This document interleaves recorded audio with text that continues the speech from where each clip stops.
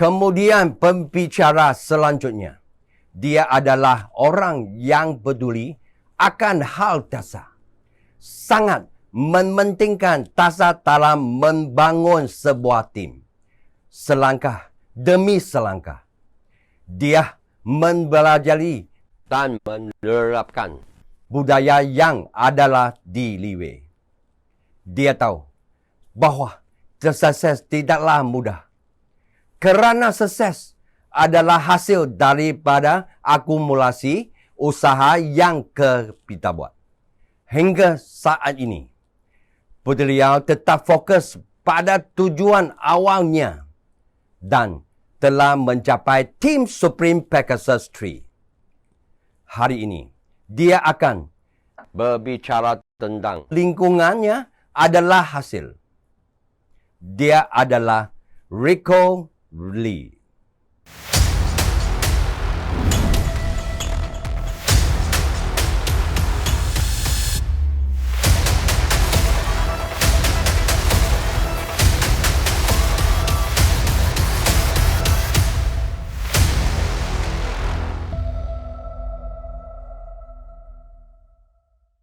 Selamat sore semuanya, saya Rico Lee. Terima kasih di hari yang berbahagia ini dapat berjumpa dengan Anda sekalian. Juga sangat terima kasih kepada Riwei International dan General Manager Indonesia Pak Eng Kee Wong telah memberikan saya kesempatan untuk menjadi salah satu pembicara di Leadership Training Seminar ini.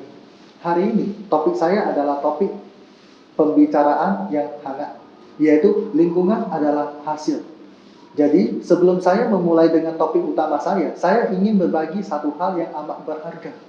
Pernah satu waktu, ada seorang leader dari jaringan saya bertanya kepada saya, "Kamu dulu bukannya spesialis di bidang handphone. Bila dibandingkan dengan Riwei, pekerjaan mana yang lebih mendapatkan pemasukan uangnya?" Saya menjawabnya, "Saya sebenarnya hasilnya cukup bagus. Tetapi jika ekonomi sedang tidak baik, maka hasilnya akan menurun semuanya. Saya sebelumnya pernah memegang 4 toko dengan pemasukan sebulan kira-kira 10 juta. Anda akan berpikir, dulu sangat baik, tetapi ketika ekonomi sedang buruk, dalam 1 bulan penghasilan tidak sampai 10 juta untuk 4 toko. Karena apa? Gaji, bayar sewa, gedung, listrik, dan lain-lain. Itulah biaya yang harus kita bayarkan. Di tahun 2018, di saat saya menjalankan Riwei 100%, saya sudah meninggalkan toko-toko saya. Saya sudah bergabung menjadi member Riwei dari tahun 2015. Tapi saat itu hanya sekedar ikut saja dan tidak serius menjalankannya. Di Riwei, Anda tidak perlu bayar gaji orang, sewa, dan yang terpenting adalah tidak perlu stok barang. Semuanya adalah pendapatan kita. Oke? Mungkin Anda akan bertanya, bagaimana hitung hasil bersihnya? Karena biasanya kita pasti akan membantu anggota-anggota tim jaringan. Lalu bagaimana kita akan mengatakannya lebih baik? Contoh, pasti ketika ada kelompok tim yang akan closing, baru Anda akan subsidi. Contoh, kita katakan subsidi. Itu adalah dari pemasukan biasanya baru Anda kontribusi. Betul? Tetapi kalau dulu saat di bidang yang sebelumnya, jika akan menjual produk, saya yang harus membeli barangnya terlebih dahulu. Ya, yang artinya kita harus mengeluarkan modal terlebih dahulu. Ini adalah perbedaannya. Saya jawab kepada leader saya. Lalu, manakah yang lebih baik? Jangan salah paham dulu. Bukan karena saya di Riwei, baru saya katakan Riwei bagus. Riwei sangatlah luar biasa. Bukan. Tapi Riwei memanglah sangat bagus. Makanya baru saya masuk kerjakan Riwei. Ini beda sekali. Hari ini saya ingin membahas hal ini bukan karena income saya sudah sangat baik. Bila dibandingkan dengan top leader Riwei lainnya, ini adalah permulaan bagi saya.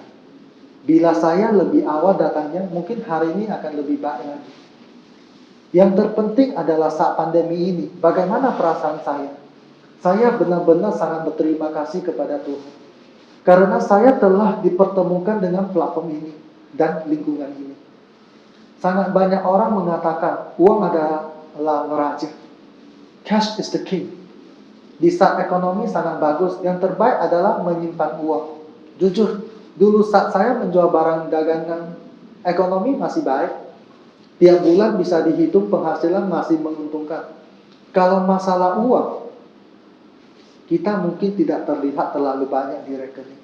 Walaupun sudah tutup buku, kami tetap ada pemasukan. Tapi kebanyakan kita kembalikan lagi ke persediaan barang. Dan di tahun tersebut sangat menguntungkan. Tetapi di Riway yang kita dapatkan adalah pemasukan kita tidak ada dalam bentuk barang. Saya baru tahu apa yang dimaksud dengan saldo dalam rekening. Karena semua pendapatan kita tidak perlu diinvestasikan dalam bentuk barang.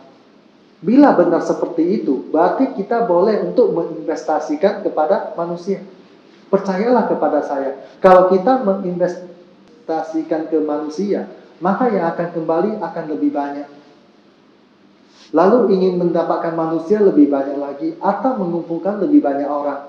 Tentunya kemampuan seseorang pasti terbatas. Tetapi kita bisa melalui lingkungan untuk mempengaruhi manusia. Singkatnya, saya merasa bahwa saya bisa memiliki peringkat atau hasil seperti sekarang ini, maupun memiliki prestasi kecil. Menurut saya, yang terpenting adalah kita memiliki lingkungan yang sangat bagus di Riway. Lingkungan memiliki dampak yang sangat besar bagi seseorang. Terutama, jika semakin lama Anda berada di dalam sebuah lingkungan, maka Anda akan semakin mudah terpengaruh oleh lingkungan itu. Dan jika Anda berada di lingkungan yang baik, Anda akan mendapatkan hasil yang baik. Jika Anda berada di lingkungan yang negatif, Anda akan mendapatkan hasil yang negatif. Misalnya, ketika seorang karyawan kantoran berkumpul dengan rekan-rekannya, mengobrol setelah pulang kerja, menurut Anda apa yang mereka akan bahas? Seringkali adalah hal-hal yang negatif. Mengeluh tentang bos ataupun perusahaan, mengeluh tentang segalanya, mengeluh bahwa dia sangat bagus tetapi tidak bisa tampil, mengeluh bahwa dirinya sangat kompeten, tetapi tidak bisa diterapkan semuanya berkaitan dengan orang lain. Ketika diri sendiri tidak bisa, bukan karena pengaruh orang lain, akan tetapi dia yang tidak mampu. Tetapi jika Anda melihat dengan cermat para leader Riway, pada dasarnya mereka semua sangatlah positif. Mereka sangat positif jika mereka berkumpul. Yang mereka bahas bukanlah tentang masalah. Mereka berkumpul untuk membahas tujuan. Dan Anda dapat melihat di balik keseriusan mereka. Yang mereka bahas adalah tentang cara mencapai tujuan tersebut. Ketika orang ini berbicara tentang tujuan, menurut Anda, apakah Anda juga akan mulai memikirkan tujuan Anda sendiri? Tentu saja akan. Jadi, saya ingin Anda memikirkan lingkungan seperti apakah yang Anda ingin masuki. Dan tentu saja, sebuah lingkungan yang baik tidak terbentuk begitu saja. Atau tidak jatuh dari langit begitu saja. Hari ini, Riway memiliki lingkungan yang seperti itu karena bos memimpin tim, manajemen inti, memimpin karyawan dan para leader selama 13 tahun. Sehingga terbentuk sebuah lingkungan yang bagus seperti ini. Jadi, pertama-tama adalah lingkungan diciptakan oleh manusia. Pertama-tama kita harus memiliki pemikiran seperti ini terlebih dahulu. Semua orang berkontribusi di dalamnya. Semua orang mendedikasikan dirinya. Apa yang diberikan oleh orang-orang di dalamnya, sehingga bisa ada lingkungan seperti ini. Sehingga lingkungan ini melalui kelebihannya dapat menarik lebih banyak orang, membawa lebih banyak orang ke dalam lingkungan ini, dan membentuk sebuah siklus yang baik. Maka secara alami lingkungan ini akan memiliki banyak orang. Jadi, jika Anda berpikir bahwa sangat sulit untuk mempertahankan orang di tim Anda, dan jika orang di dalamnya tidak bertahan lama, maka Anda harus mulai berpikir bahwa apakah lingkungan yang Anda ciptakan tidak disukai oleh orang-orang. Karena jika mereka menyukai lingkungan Anda, maka mereka akan tinggal. Maka jika Anda ingin menciptakan sebuah lingkungan, maka ciptakanlah lingkungan yang disukai oleh orang-orang. Jika semua orang dalam lingkungan ini semuanya sangat murah hati, setiap pergi makan semua orang selalu berlomba untuk membayar. Jika di dalam lingkungan ini semua orang suka berbagi, semua orang sangat positif, saya ingin bertanya, apakah Anda ingin bergabung di lingkungan seperti ini? Dan sebaliknya, misalnya di dalam sebuah lingkungan semua orang saling perhitungan, saling menyerang dan mengeluh. Lingkungan seperti ini, apakah ada yang mau bergabung? Jawabannya sudah sangat jelas. Jadi bagaimana Anda bisa mendapatkannya? Anda harus memikirkan cara untuk menciptakannya. Karena itu tidak terbentuk begitu saja. Setiap lingkungan diciptakan oleh pengorbanan dan kerja keras banyak orang. Apakah Anda memiliki persiapan seperti itu? Bersiap untuk membangun sebuah lingkungan yang nyata untuk Anda atau untuk leader Anda.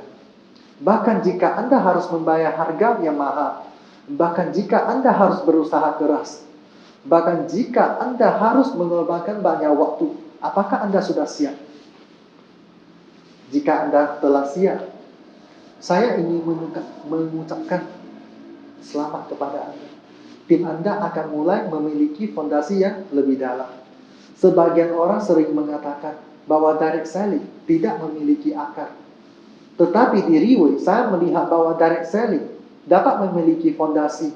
Karena ketika saya melihat para leader Riway, baik itu para leader di barisan depan, atau melihat para leader Diamond Star, sikap mereka terhadap perusahaan ini, kekompakan dan kepercayaan mereka terhadap tim ini membuat saya percaya bahwa direct selling memiliki fondasi.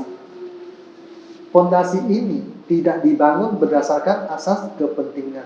Karena Anda harus percaya, orang-orang bisa datang karena asas kepentingan. Secara alami, mereka juga bisa pergi karena asas kepentingan.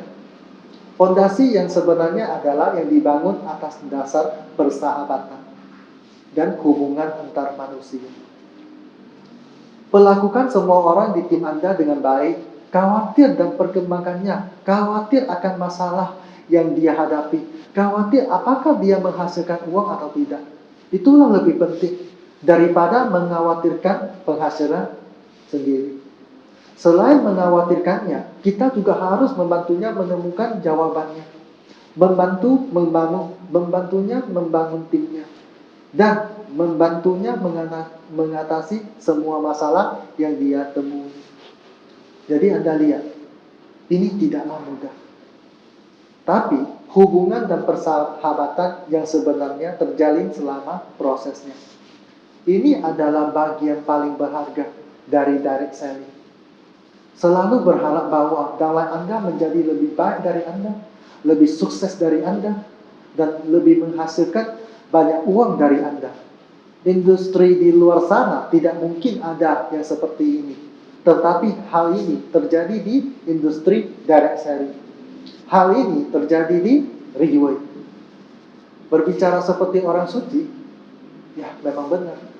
Tetapi cobalah lihat bos kita dan General Manager Indonesia, Pak MK. Para top leader juga seperti itu. Mereka memiliki hati untuk berkontribusi dan berdedikasi. Barulah terbentuk fondasi untuk organisasi. Barulah terbentuk fondasi untuk tim. Terakhir, saya ingin sharing sebuah cerita yang pernah di-sharing oleh bos di acara malam penghargaan leader. Suatu ketika ada seorang ayah, dia memiliki 2 gunung. Satunya disebut Gunung Hijau, satunya lagi disebut Gunung Merah. Sebelum meninggal, dia memanggil kedua putranya. Dia memberikan Gunung Hijau yang memiliki sumber daya yang melimpah dan memberikannya kepada putra sulungnya. Kemudian, ada gunung yang tidak memiliki pohon. Gunung yang gundul, itu disebut Gunung Merah. Dan memberikannya kepada putra bungsunya. Putra sulungnya sangat senang sekali sejak ayahnya meninggal.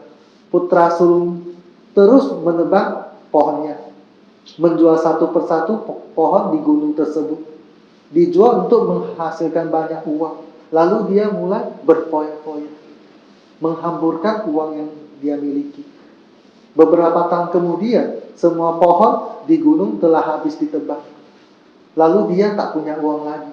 Kemudian dia pergi ke Gunung Merah untuk bertemu dengan adiknya. Ketika tiba di Gunung Merah, dia sangat terkejut karena dia melihat Gunung Merah ini berbeda dengan yang dia lihat dulu.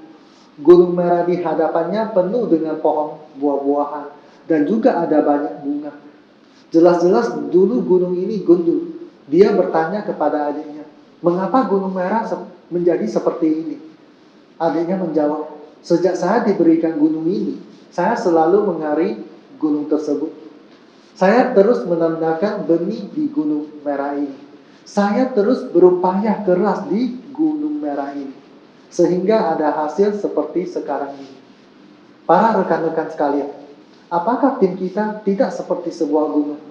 Kontribusi Anda untuk gunung ini, dedikasi Anda untuk gunung ini, suatu hari nanti gunung ini akan memberikan imbalan yang luar biasa untuk Anda. Mungkin ini sulit, mungkin ini ada harga yang harus dibayar. Tetapi pada akhirnya, ketika Anda melihat hasilnya, Anda akan percaya bahwa semuanya sepadan. Saya percaya bahwa kita semua dapat belajar sesuatu dari cerita ini. Dan juga bisa mendapatkan lebih banyak hal di Riway. Dulu saya pernah melewati peristiwa tersebut. Dan hari ini pun masih dapat mengambilnya dari sebuah platform. Saya mengajak Anda untuk jangan ragu-ragu. Kalau mau fight, ikutilah perusahaan ini. Itu sudah pasti benar. Dan ya, berhasil perlu pengorbanan. Tapi harus ingat juga, kalau gagal pun perlu pengorbanan. Dengan pandangan orang lain bahwa kita ini rendah. Tetapi di saat kita berhasil, barulah kita bisa buktikan kepada mereka yang dulunya memandang rendah kita, bahwa sekarang kita sudah bisa. Saya percaya apa yang kami bisa, Anda semua pun pasti bisa. Dan terima kasih juga semuanya. Sharing saya berakhir di sini. Terima kasih.